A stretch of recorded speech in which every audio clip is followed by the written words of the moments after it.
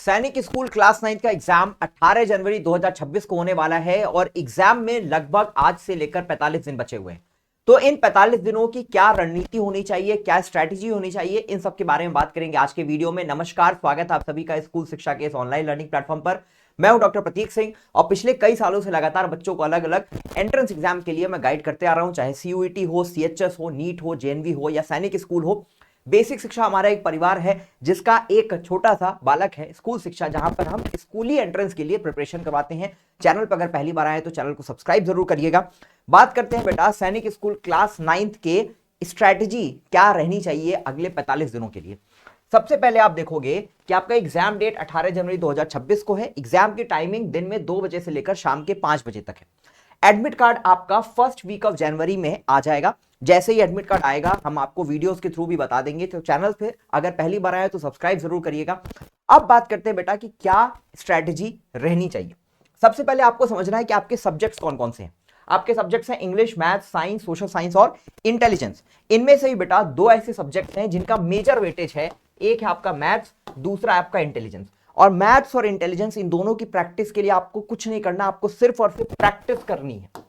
ठीक है, प्रैक्टिस करनी है। कहां से करनी है बेटा? क्लास 8th की एनसीईआरटी बुक से। साथ में आप कुछ स्टैंडर्ड बुक्स ले सकते हो, जैसे आर एस अग्रवाल एक बहुत अच्छी किताब आती है।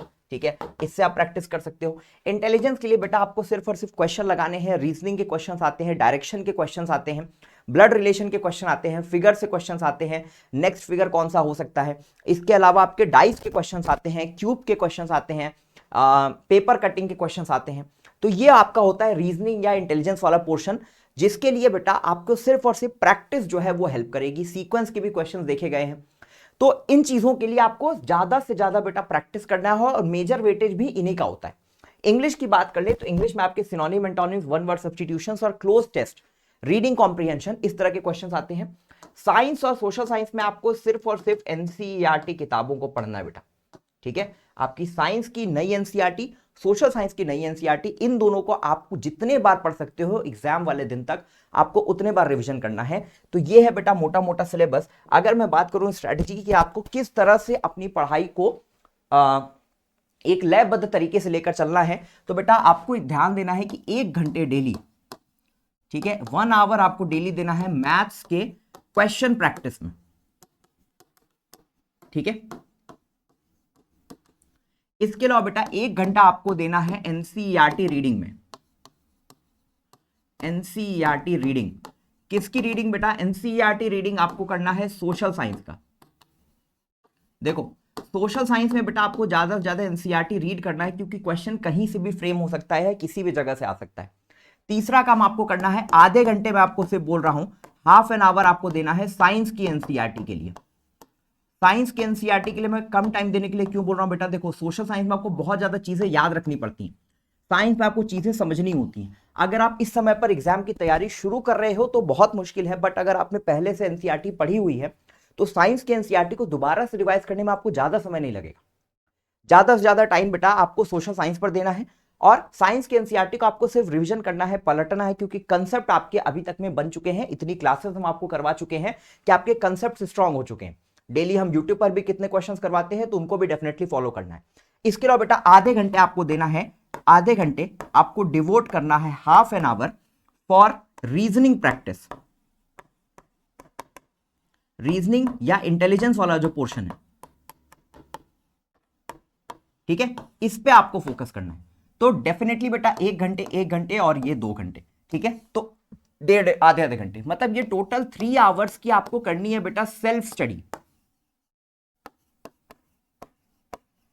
ठीक है, 3 घंटे की आपको सेल्फ स्टडी करनी है। कोशिश ये करनी है कि साइंस और सोशल साइंस की एनसीईआरटी एग्जाम आने तक आपकी 5 बार रिवाइज हो जाए। ठीक है, कितने बार?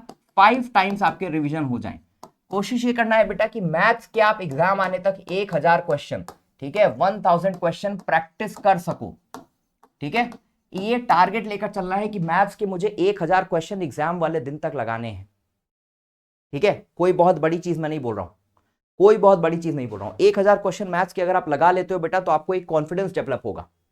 ठीक है, तो अगर आप डेली बेटा 50 क्वेश्चन ही करते हो, डेली सिर्फ 50 क्वेश्चन करते हो, ठीक है, तो भी 20 दिन में आपके 1000 क्वेश्चन होते हैं।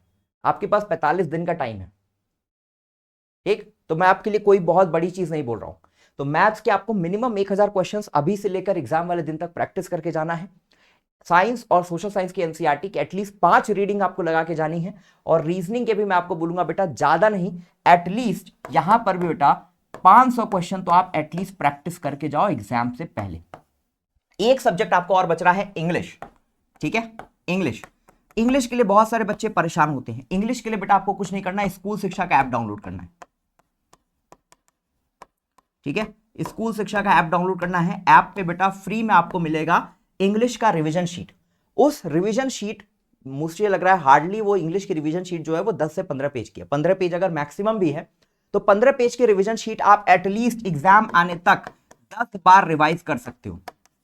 ठीक है, 10 टाइम्स आपको उसका रिवीजन करना है इंग्लिश के रिवीजन शीट का, जो कि स्कूल शिक्षा ऐप पर फ्री ऑफ कॉस्ट अपलोडेड है। साथ में बेटा अगर टाइम बचता है आपके पास तो YouTube पर ही आप जाओगे, आपको YouTube पर मेरा एक सेशन मिलेगा स्कूल शिक्षा की YouTube चैनल पर। 4 घंटे में मैंने इंग्लिश ग्रामर पूरी पढ़ाई। तो 4 घंटे का वो सेशन आप YouTube पर देख सकते हो, उसके नोट्स बना सकते हो, उसको पढ़ सकते हो इंग्लिश के पूरे इंग्लिश ग्रामर के लिए। और इंग्लिश के वोकैबुलरी वाले सेक्शन के लिए आप 10 बार इस रिवीजन शीट को रिवाइज कर सकते हो।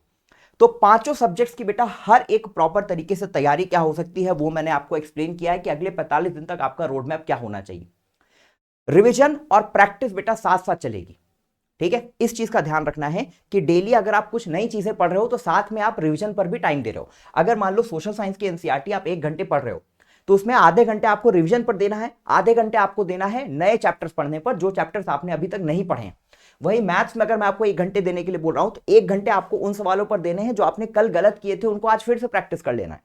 या 1 हफ्ते में आपके जितने सवाल गलत हुए थे उनको पहले आधे घंटे में प्रैक्टिस करना है ताकि आप मिस्टेक रिपीट ना करो। और अगले आधे घंटे में आपको नए तरह के क्वेश्चंस को ट्राई करना है। दूसरा बेटा बहुत इंपॉर्टेंट चीज कि जो भी आपके क्वेश्चन मैथ्स में गलत हो रहे हैं, रीजनिंग में गलत हो रहे हैं, उनको आप अलग से एक छोटी कॉपी में नोट डाउन करके रखो कि मैं इस तरह के सवालों को बार बार गलत कर रहा हूं, तो एग्जाम में मुझे गलती नहीं करनी। एग्जाम से पहले मेरी एक छोटी कॉपी तैयार रहे। उस छोटी कॉपी में आप जो भी वोकैब में गलती कर रहे हो, जो भी साइंस में गलती कर रहे हो, सोशल साइंस में गलती कर रहे हो, रीजनिंग में गलती कर रहे हो, मैथ्स में गलती कर रहे हो, एक छोटी कॉपी में हर एक चीज को तैयार करके रख लेना है। बहुत छोटी छोटी चीजें आपको एग्जाम में काम आती है। जैसे मैं बात करूं कैलकुलेशन की, कैलकुलेशन बेटा स्ट्रांग तब होगा जब आपको टेबल 20 तक एटलीस्ट आंख बंद करके याद हो। तो 20 तक का टेबल आपको रोज सुबह उठते ही रिवाइज कर लेना है। छोटी छोटी चीजों पर फोकस करना है, कोशिश करना है कि हर एक दिन मैं 1% अपने आप को बेटर करूं। ठीक है, तो यह है बेटा कंप्लीट स्ट्रैटेजी सैनिक स्कूल के क्लास 9th वाले बच्चों के लिए। अगर आप चाहते हो बेटा और बेटर ढंग से तैयारी करना तो अभिमन्यु बैच से जुड़ सकते हो। बैच के बारे में आप इंफॉर्मेशन ले सकते हो, हमारी टीम से कॉल कर सकते हो, कनेक्ट कर सकते हो, चीज़ों को समझ सकते हो।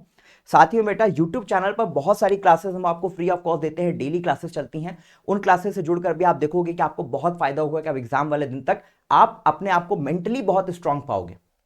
किसी भी कॉम्पिटेटिव एग्जाम में जरूरी होता है कि एक डेडिकेशन के साथ साथ आपके मेंटली आप बहुत ज्यादा प्रिपेयर्ड हो, स्ट्रांग रहो, आपको अपनी तैयारी पर बहुत ज्यादा भरोसा रहे। वो तभी होगा जब आपने enough number of questions practice किए हैं। तो ज्यादा से ज्यादा बेटा प्रैक्टिस करना है, ज्यादा से ज्यादा रिवीजन करना है, बार बार चीजों को पढ़ना है। कितना भी लगे कि मुझे आता है, फिर से एक बार उसको पढ़ लेने में कोई बुराई नहीं है। तो मैं मिलूंगा आपसे अगले वीडियो में किसी और इंफॉर्मेशन के साथ। तब तक के लिए पढ़ाई करते रहिए। All the very best. Thank you so much.